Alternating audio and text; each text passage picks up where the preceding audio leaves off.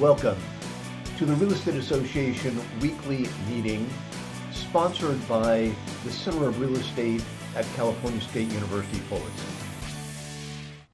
I know that many of you are interested in real estate. Some of you are curious about it, and some of you are interested in commercial. What I want you to listen for today is not the terminology, it's thinking. I want you to listen for how someone builds credibility. I want you to listen for how someone makes decisions and how long it takes to reach a level of excellence in this industry. Today we have with us Nickolas Chang. He is the Senior Vice President of CBRE. He has over 23 years of experience in the industry. He specializes in industrial property sales and leases, specifically, for example, multi-tenant industrial space, multi-tenant office space, as well as industrial development. In 2017, Nickolas was a part of the largest transaction for industrial in the Los Angeles basin, over 1,080,000 square feet of distribution facility. We are very honored to have someone of that caliber here with us today.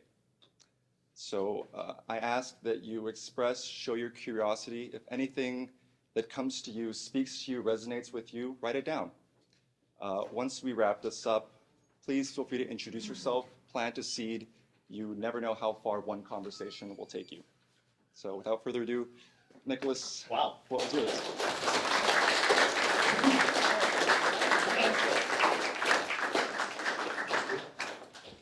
Well, good evening, everyone. I just think, mind if I borrow this? Or you know what, here. Look at that level. I just think this is so cool for me personally, because for those of you that don't know, this is my third time now doing this. Can everyone see me okay? So I was here 4 or 5 years ago with Greg and Bob. I was invited by a very strong supporter of this organization, Gary Martinez. Did any of you guys know Gary? Or is Gary active really? Or was that kind of like a one-year kind of thing, in and out? He's active. Yeah. So Gary Martinez, who's just such a close friend of mine and one of the guys I just respect the most in the industry. And then it's not Kira. I kept calling her Kira, but it was Kenya. Kenya reached out to me last year and said, Mr. Chang, Nickolas, we'd love to have you again. Would you come back? And I did. So that time, the idea in my pre-vetting, discussion with Kenya was I prepared a slide. It was like a 5-6 slide deck. I had these talk tracks for ideas. I mapped it out and I presented this slide deck to Kenya and the team. And what happened, okay, by the way, the people in this room, how many of you saw me last time? Like 3. Okay. Now, and it was recorded, which caught me off guard, by the way. But have any of you actually seen the YouTube video? Okay, that's good. See, this is good because for only 3 of you, this is going to be a repeat, right? So, but anyway, so I'm in the room with the REA. And it just sort of evolved into this. You guys are mostly upperclassmen, and you're like sick of lectures because you have people come in that lecture. And let's face it, like I was an undergraduate student once, and 90% of the material in a lecture goes right on the paper, and then it goes into the ethosphere, right? So it quickly evolved into this sort of like Q&A, fireside chat type of thing, which I thought was really valuable. I thought it was valuable for the audience, and for me, it was actually very emotionally rewarding, right? So I'll touch upon some of this. So I think the plan today is we're just going to roll into a Q&A fireside chat type of dynamic. But to set the stage for that, maybe I can share a little bit about who I am and my career path, and sort of, I guess, why I'm here. So, Mr. Hong, thank you. Maddox, thank you. And of course, Greg and Bob, thank you again. So I have been in the commercial real estate business for 23 years as a working professional. The slang for my role is broker, but technically speaking, I have been a licensed salesperson, right, through the state of California, Department of Real Estate. In commercial real estate jargon, we refer to ourselves as brokers because we broker deals, right? So in my 23-year career, I've had the privilege to represent many different types of organizations and many different types of people, right? I have represented large publicly traded companies, and I've also represented mom and pops. I've represented companies or corporations with one employee, right? And then all the sort of range in between. So I've seen a lot. I've been around the block. But whatever I share today is really, in truth, just sort of my truth, right? It's not the truth, right? It's just what is true for me. And so I'm here to share that. And let's go. There we go. I love that. I love that. I love that. All right, so who's got a question for me about whatever? And I'm just going to rip off the cuff. Sir. What's your specialty in brokerage? Sure, great question. So I sell and lease industrial real estate. In CRE, right, commercial real estate, there's essentially 5 primary vertical types, okay? And it's the classic office, industrial, retail, multifamily, right, apartments. And then there's sort of a loosely fitting 5th vertical, which we call land. And land is sort of a subset of any of the other 4 verticals, right? So I sell and lease industrial buildings. As Mr. Hong shared, I've sold and leased multi-tenant facilities. I also source developable land that is properly zoned or has the appropriate land use for vertical development. But it's all essentially industrial.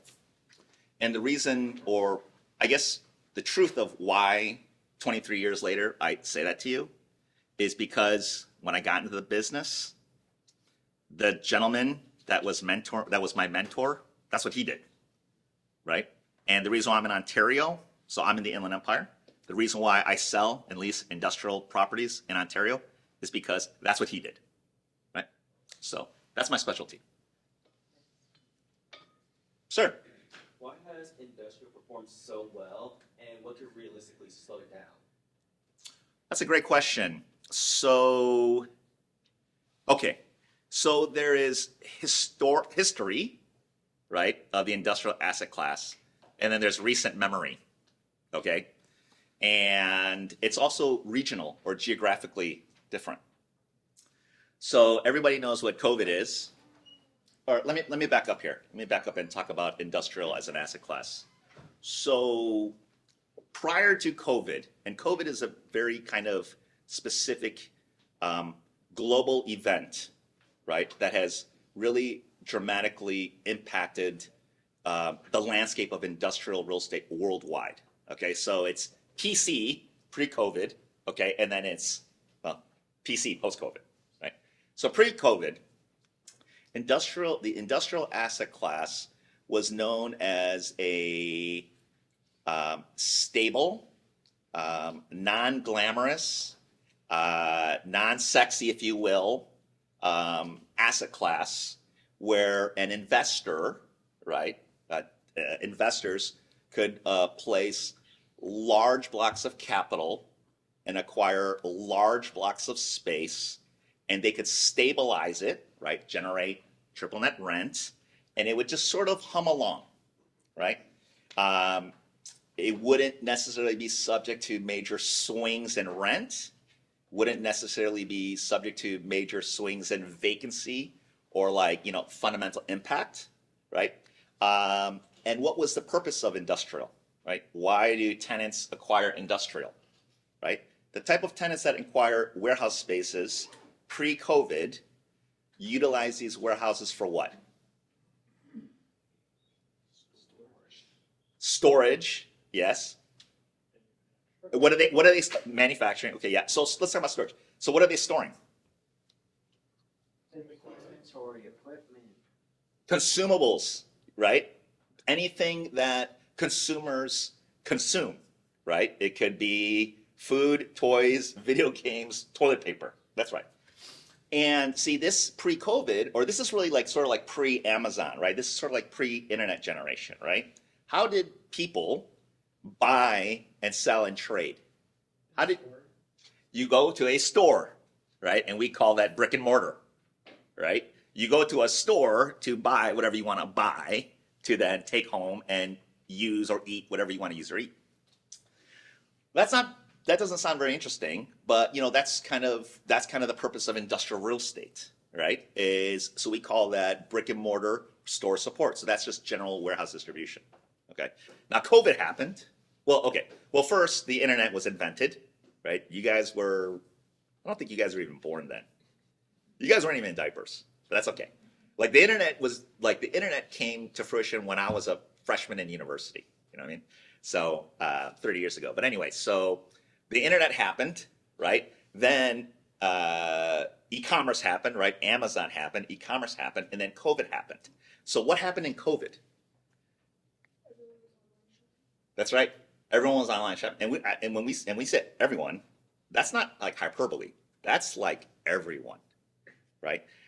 And this isn't just like in California or North America. This is like global. This is like worldwide, right? So what COVID did that impacted industrial real estate is it completely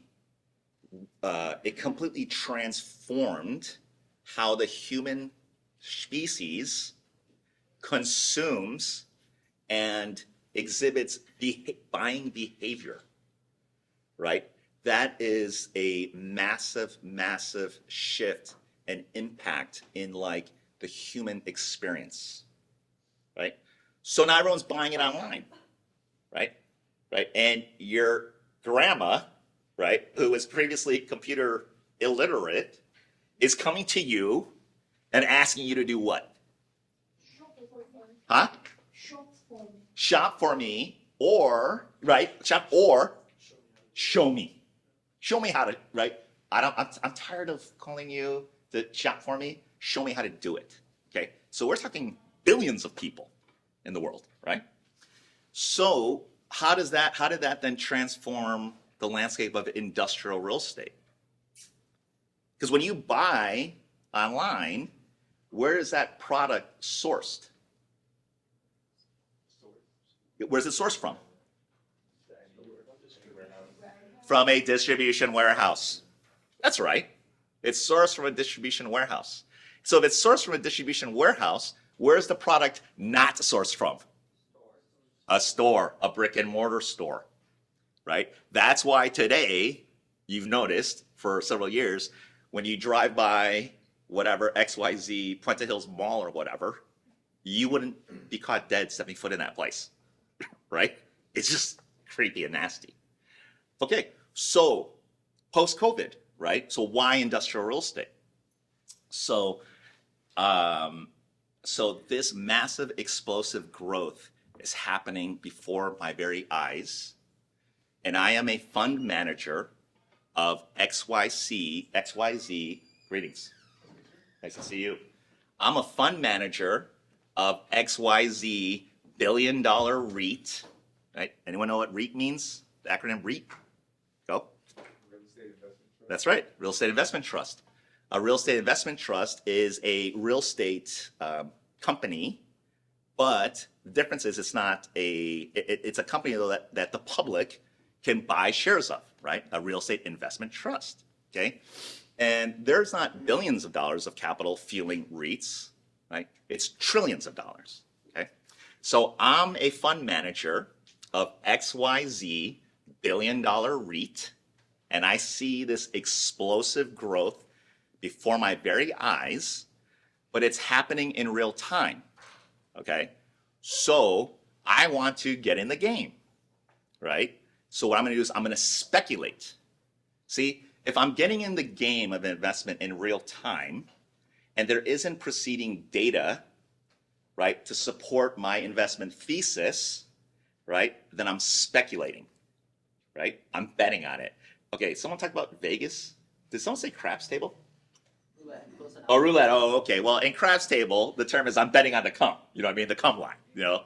But anyway, right? I'm speculating, and I'm gonna put the money in, and that's going to fuel this massive growth, right?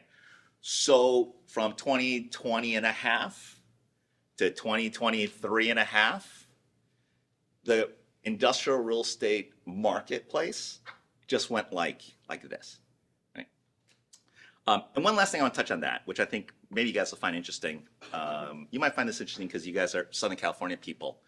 But when you buy online, right, and for the generally speaking, right, the majority of the products you buy and you source from the internet, those products come from a warehouse, right? And they come from a warehouse in Los Angeles, right, Southern California, or in my case, the Inland Empire. But where are those products actually manufactured and sourced from? China, overseas, Asia, right? So these products are manufactured from overseas, specifically China, right? We say that, Pacific Rim, right? And so these companies, these Chinese manufacturers, how would they then naturally react to what's going on? What do they want to do? Make money. Yes, they want, of course, yes, they want to make money. So what is it that they do? What did they do to, Increase production. yes, Sell directly to consumer. stud, you're a stud. So the historical model of warehouse distribution, right, was the products are made in China. Like we all grew up where every label on everything you consume is essentially made in China, right? That's no secret, right? And so these products sit on a shelf that you're buying from like Walmart or Target or whatever, Bed Bath & Beyond, whatever, right? But then with the internet explosion, right, now you're buying it from like Amazon or Wayfair or whatever, right? So the shift in industrial real estate suddenly became what these Chinese companies would do, Asian companies would do, is they would actually take on the real estate directly. And they came in within a 12 or 18-month period and they took everything, which fueled this massive explosion. Well, unfortunately today, the market's going through a massive correction. So today in Southern California, industrial real estate has very challenged fundamentals because there was this massive explosion and then this essentially massive reversion. And so now the challenge today in industrial real estate, whether it's people like myself, brokers, or it's developers, or landlords, or the institutional Wall Street money fund managers, we're all in this world together to figure out how do we kind of navigate this problem. Anyway, very long answer to a very short question. Yes, sir. So what do you think the future of industrial real estate is going forward? So, well, I guess two things. So there's two ways to respond to that question. The first is in terms of Southern California real estate, and then the other lens is just macro, geographically macro, right? The future of industrial real estate. Okay, how many people here think that we are? Thank you for coming. Of course. Have a great day. I wish I could. It's all good, buddy. It's all good. Of course, of course. Okay, how many people think we are at the apex of internet-based consumerism today? Okay, so you guys think we're at the apex, okay? How many of you think that it's, okay, so maybe like 5 of you. How many of you think that internet-based consumerism is going to recede moving forward? 0. How many of you think that internet-based consumer behavior is going to even increase even more? Okay, and even substantially more, right? So that's the new model of that's how industrial real estate has been repurposed, right? So I don't think that's going to change. In Southern California, because of what I referred to, we have some, localized fundamental issues. But long term, right? Long term, that's the future. Yes, miss. How important is marketing in real estate? From a ownership perspective or as a real estate agent like myself? estate agent? Sure. Okay, so how important is marketing? Well, okay, who here has an aspiration to be a real estate agent? One, two, three, a few. Okay, a handful. Okay. So, I mean, marketing is one of the most important functions of a real estate agent. But here's the thing though. Marketing yourself is one of the most important functions that you can perform as a person that wants to have a career. Right? So, you have to market yourself.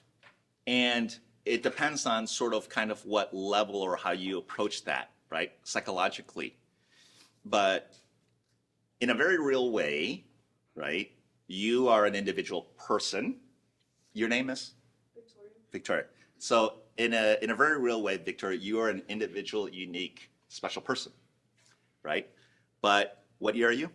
Second. Second year. Okay. So you're going to complete university, and then you're either going to, so in 2 years, you're going to graduate, and then you're going to be faced with a binary decision, right? It's a very simple binary decision, actually. You're either going to continue your educational career, and you're going to grad school or pursue an advanced degree. That's right. That's one fork. And the other fork is you're going to enter into the workforce. Because I'm pretty sure you're not going to sleep in your mother's basement for the rest of your life. Okay? Because if that was your plan, you wouldn't be here, right? This is the truth. Okay, so whether you move on to pursue additional academics or whether you decide to enter into the workforce to do what in the workforce? To make money, right? To provide for yourself and your future family, right? You have to market yourself, right? So marketing yourself, so I guess this is sort of like life advice, right? There's, in a way, like two types of people. There's this group here. I could bifurcate into like two groups. There are those of you here that are going to embrace that and say, yes, whatever happens in my future life, I'm going to embrace and understand that I have to do what? I have to take control of my own life. Okay? And then there are those of you in this room that are going to leave the ivory tower, and you're going to decide, I'm just going to chill and lay back. Okay? And who you want to be, who you're going to be, is completely up to you, right? That's the beauty of America, right? Because we're free. We're free to make those decisions, right? So who do you want to be, right? So in the context of your question about how I market myself as a real estate agent, well, there's many, many levels. There's many, many layers, right, of how I market myself. I could probably do a whole thing on that, but what I would say is, what I would say is this, is in any business, right, and it doesn't have to be a real estate agent, but there are things we call blocking and tackling, right? Blocking and tackling like in life, that's a football terminology, which is like in the trenches, right? But then like blocking and tackling in life. Like you guys have been blocking and tackling as college students, right? What's blocking and tackling in college? Exams. Going to graduation. How about like, I have finals coming up, so I'm not going to drink so much, right? I'm going to set my alarm and get up. I'm going to meet my colleagues, and this guy's like, I still drink. I'm gonna go to my study groups, or you know what? I'm gonna come to the real estate association and maybe learn something, right? So that's the same with any business. Like in my business, there's blocking and tackling. And in many ways, actually, as a side note, one of the determinations of success and failure in business or in life really isn't about like the glamorous stuff, right? It's not about the showboating stuff, right? Or the whatever. A lot of it is just about your fundamentals. Like like coaches teach that. You guys are athletes? Yeah. Like that's the number one thing in athletics is like the fundamentals, right? If you master the fundamentals, then you can grow and spread your wings. That's the same in business and life. So anyway, Maddox. So we just talked about marketing yourself, Mm-hmm. and because I think this is a lot of our Instagram feed is where someone of our age who just entered the field is now like trying to sell a house or lease it out, and it's everything from doing TikTok dances in a new house, talking about what the rent will be, to the complete professionalism of like, this is straight to the facts, this is how much square foot, this is the area, this is how much it's gonna cost.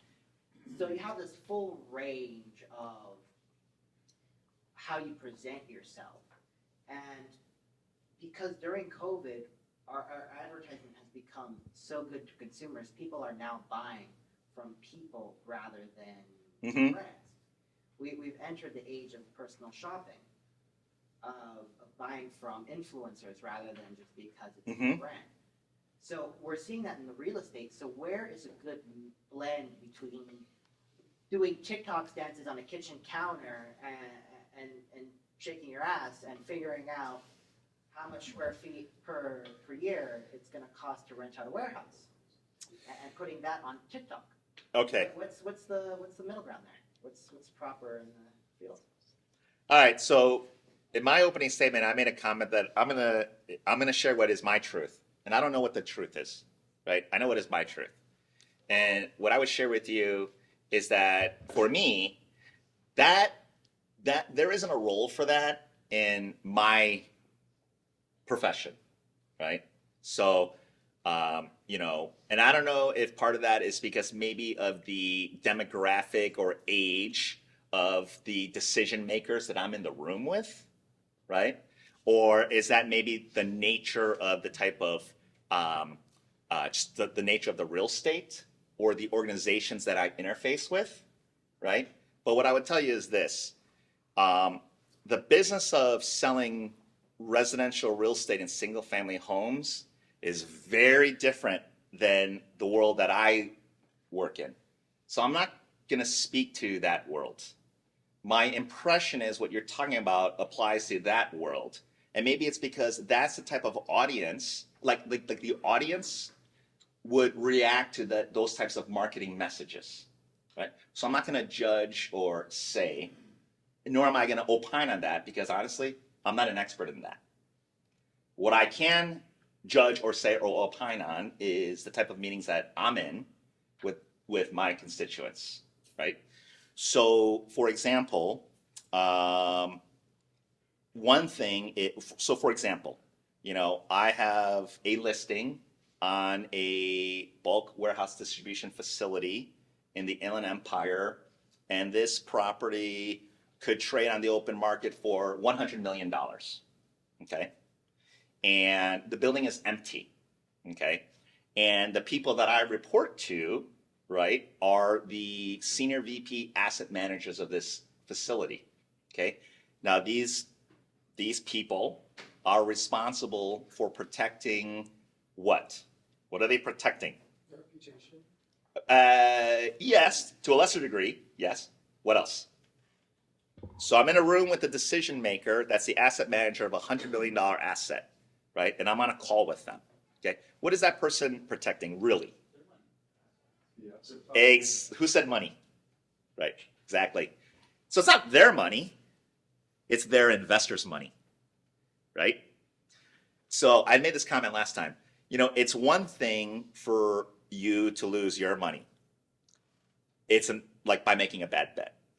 It's another thing when you lose your investors' money, right? Because when you lose your money, you cost yourself your job, okay? But when you lose your investors' money, thank you. You cost, in a way, yes, their internal customer.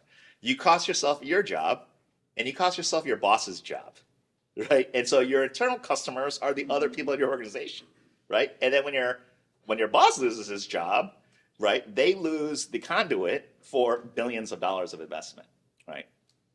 So I'm not sure that if I had an effective TikTok campaign, right, where I'm dancing on like, the countertops or whatever, right, and I'm in this meeting with like these types of people, like that's not a message that's going to resonate with them.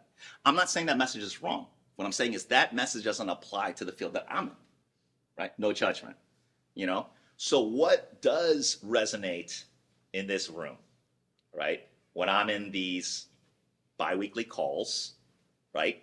What is it that they need to hear from me, right? Or what is their expectation of me, right?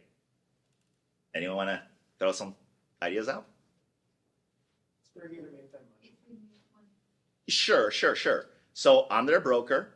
I'm marketing their asset, right? It's a $100 million building, right? And they're on the ownership side, right? What are they looking to me for? Like, what's my real value to them? Trust. Clients, Huh? Trust. Trust, okay. Yes. clients, Clients like prospects. Yes. Uh-huh. sell the house, sell the General knowledge. Market knowledge, or we could say market intelligence. Yes, selling, you're saying like effectiveness, right? Like, am I effectively marketing the property? Okay, one more. Create as much competition as possible when you're selling. That's very interesting. How am I creating? Yeah, how am I creating? Yeah, what are some creative ideas that I'm brainstorming with the client to create a competitive marketplace for this asset that I'm representing? That's right. So this is all sort of encapsulating, right? So what's the real value of a commercial real estate agent, like in my role, right? My role, depending on my audience, a lot of my role is foundationally built upon what their actual expectation of me is, which is to help them protect their investment, their investors' investment, right? And how do I do that, right? Well, it all starts with understanding like the customer, understanding the requirements, understanding why am I actually here, right? Now, for me, I'm there because I want to make a fee. I want to make money, right? That's obvious, right? I don't need to go into a meeting, like I don't need to go into a pitch, right, with a landowner and say, well, my motivation is to make money, right? Because that's self-evident, right? But maybe the better way is, why do you want me here, right? What is your motivation to interview me, right? What is it that you want to accomplish, and how can I be that conduit? How can I be a vehicle or conduit to help you, Mr. Customer, effectuate your financial goals? See, that's what a broker really is in commercial real estate.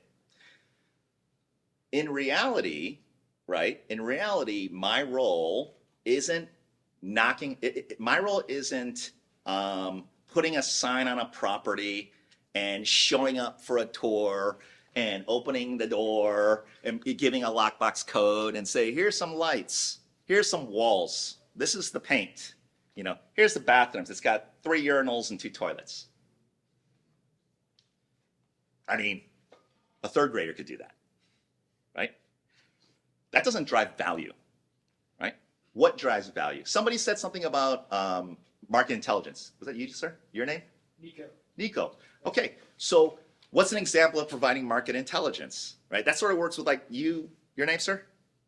Derek. You made a comment about like market intelligence and like creating a competitive environment, right? So like one of the things is, okay, so this $100 million building has 8 competitors in the marketplace, right? So one of the ways I bring value to my client, right, who's responsible for managing billions of dollars of their investors' money, right? One of the ways I help them protect their asset is I say, these are the 8 competing $100 million assets, right? If a tenant is in the market, they could look at any one of these 8 buildings.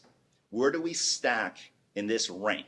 What are the features that differentiates us? Where do we lag? Where do we underperform? Okay, of these other 8 buildings, this group, and this group have offers, and they're trying to position their economics this way, right? But this tenant that's looking has maybe these types of requirements, and we could fit some of these, right? That's a combination of understanding your market, understanding, we say, the competitive set, right? It's like in sports, right? You run tape, right? You run tape on your competitor. Why? To know how they play, So you get an edge on them, so you can beat them, so you can win, right? So that's it as an agent, right? My job is to help my customer win. All right, I'm rambling. Please, miss. You said you are an agent. Are you generally the buyer's agent, seller's agent, or you are a dual agent? It's a great question.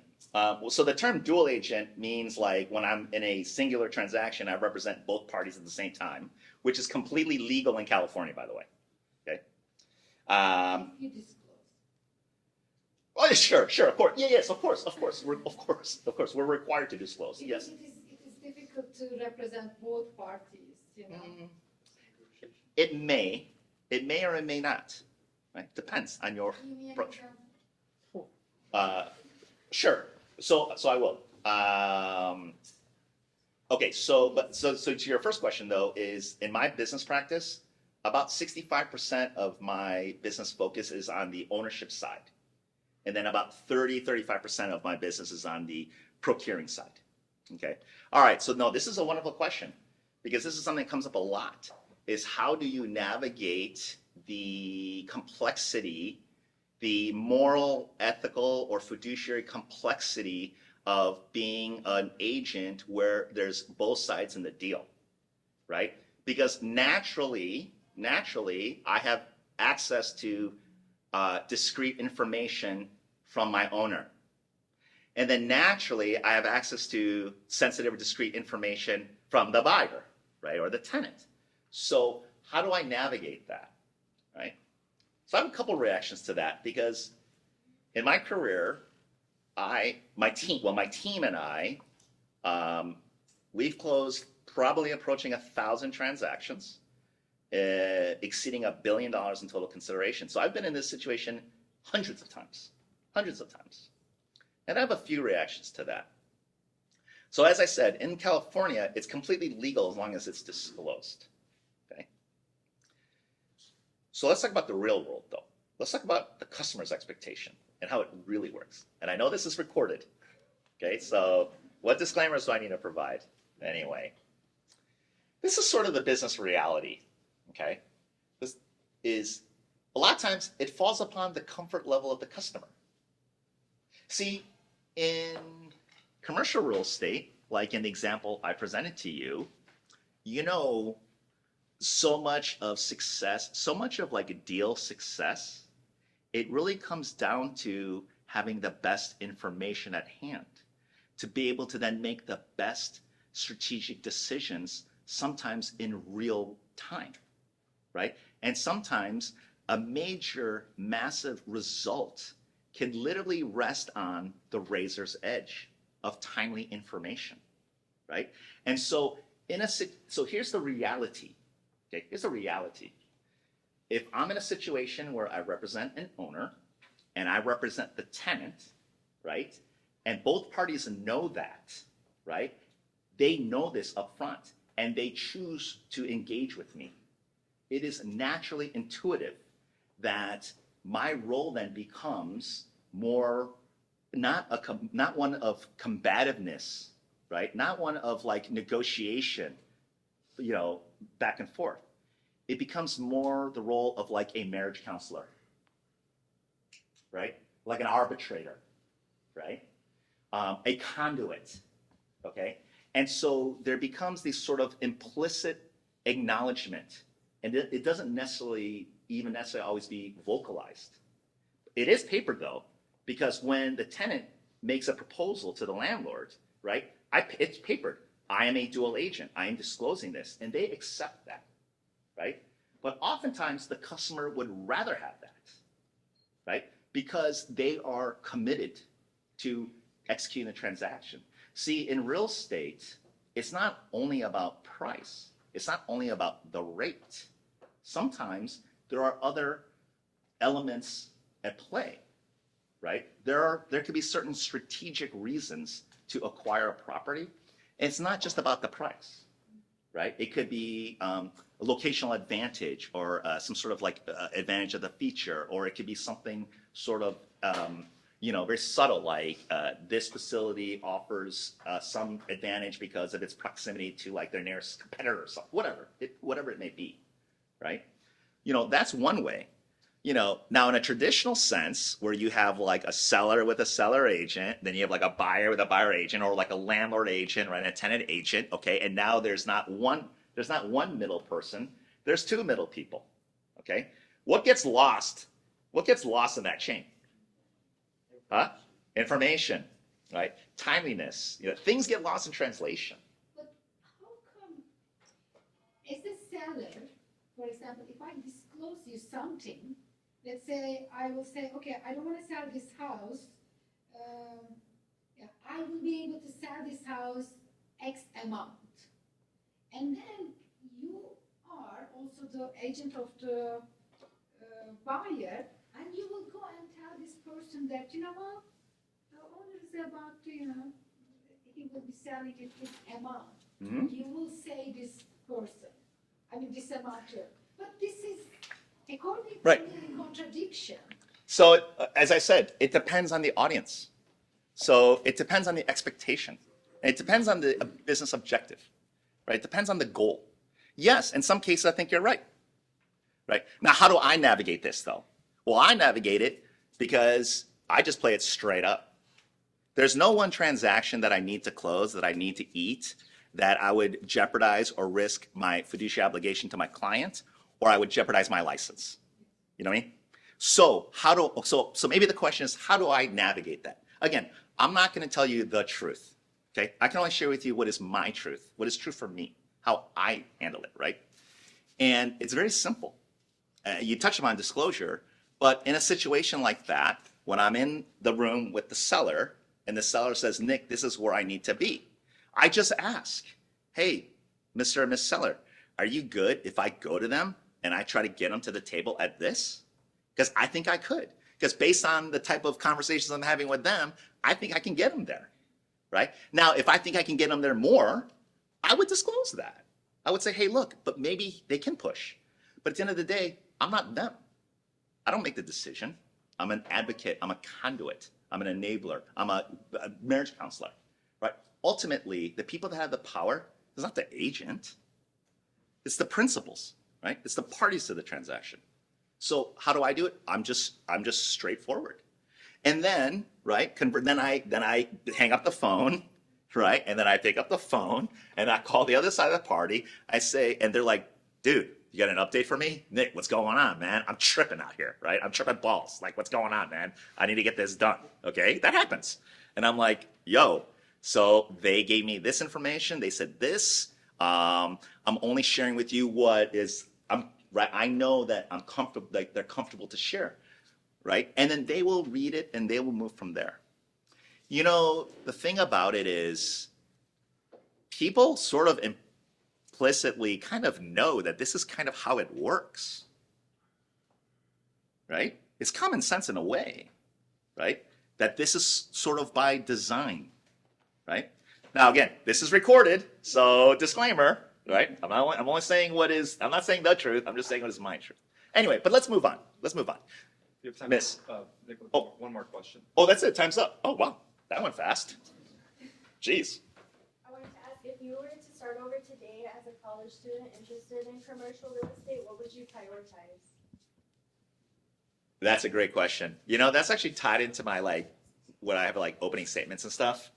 Okay, so if I was graduating college today, and what would I prioritize, right? Okay. Man. Okay, so some of this might sound like I've shared before. This is the context how I like to address this, okay? It's kind of like this bubble thing, right? Okay, so most of you are undergrads, and some of you are advancing into your careers. And, you know, in a very sort of real way, through your life, where you are today, you're at one kind of point in your life, right? And, you know, the thing that's so interesting about life is all about perspective, right? Life is all about perspective. And the fundamental truth, the functional reality of your guys' perspective, and mine too, our perspective is limited by the stage at which I've achieved my life, right? So you're in your 20s, okay? And so naturally, in a way, your perspective is sort of like capped, right? And so what are the foundations, what are the fundamental pillars of your life's perspective?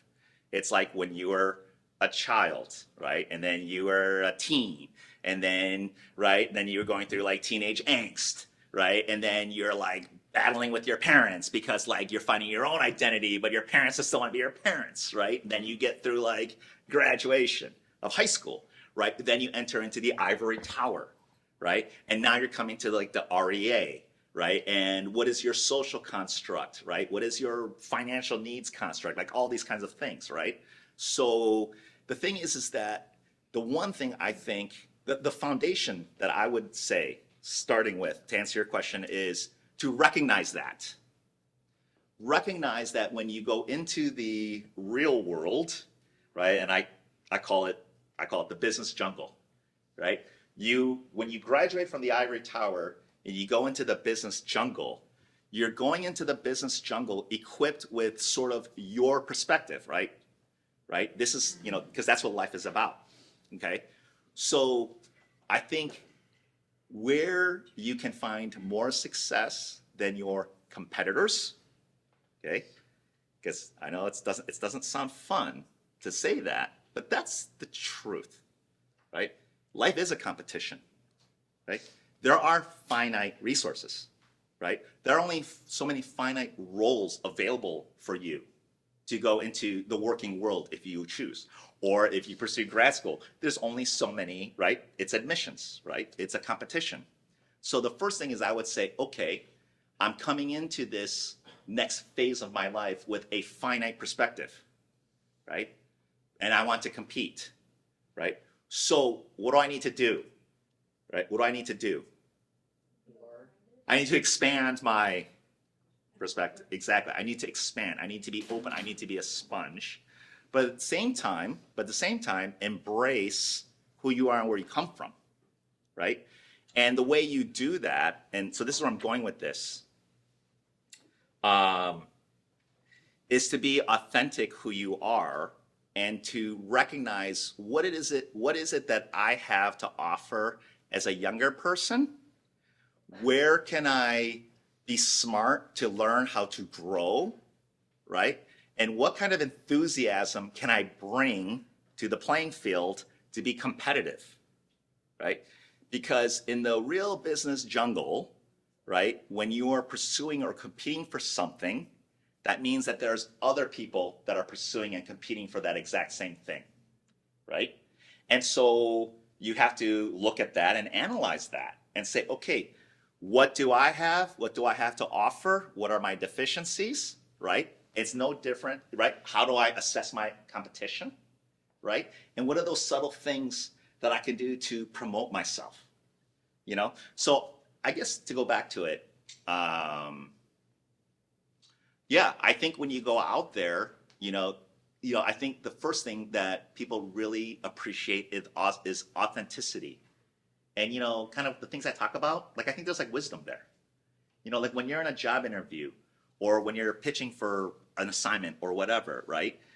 People, they respond to like authenticity.